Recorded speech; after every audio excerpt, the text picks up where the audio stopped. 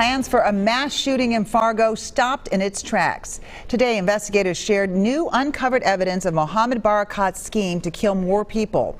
At a press conference this morning, law enforcement detailed how the 37-year-old Fargo man had committed to pull off a mass shooting. John Lortzen shows us how an officer's courage likely saved more lives. None of the officers even has so much as an opportunity to turn, to crouch, to grab for their service weapon. Nothing. During a Friday morning press conference, investigators detailed how 37-year-old Mohammed Barakat happened upon an accident scene and decided to stalk officers responding to the crash. They say he moved his car around the scene several times and seemed to be waiting for more police to arrive before he ultimately opened fire. It is rapid. Rat-tat-tat-tat-tat-tat. Police say Barakat shot officers Andrew Dotis, Tyler Hawes, and Jake Wallin from just a few feet away, ambushing them with a semi-automatic long rifle with 60 rounds. Wallin died from his injuries. Barakat also shot and injured one of the people involved in the crash before he himself was shot and killed by Officer Zach Robinson. It's difficult to overstate how dramatically, especially at that distance, how dramatically outgunned police officer Zach Robinson was. And he tells himself, just squeeze. Careful, careful, squeeze.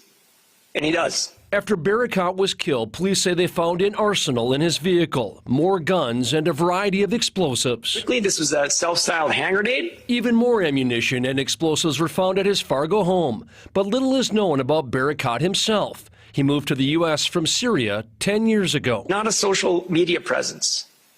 Not a lot of interaction or people with whom he would interact. What they do believe is that Officer Robinson stopped Barakat from killing far more people. He had initially been driving in the direction of a street fair just blocks away from the crash scene. What he was standing between was not just the horrible events that were unfolding there, but between the horrible events that Mohammed Barakat had planned, had envisioned, planned, and intended. John Lortzen, WCCO News. Investigators say they will eventually release the officer's body camera video. They say the search history on Barakat's computer shows him looking up mass shootings and public events in Fargo with large gatherings. They don't believe Barakat was involved with a terrorist group, but they continue to look for any potential motives and co-conspirators. Officer Wallin will be forever remembered as a hero. Fargo police inscribed his name onto the department's Heroes Wall. He grew up in St. Michael and served with the Minnesota National Guard. He leaves behind his family and a fiancée. Officer Wallin's funeral is tomorrow morning at Pequot Lakes High School, and you can watch our coverage live on CBS News Minnesota.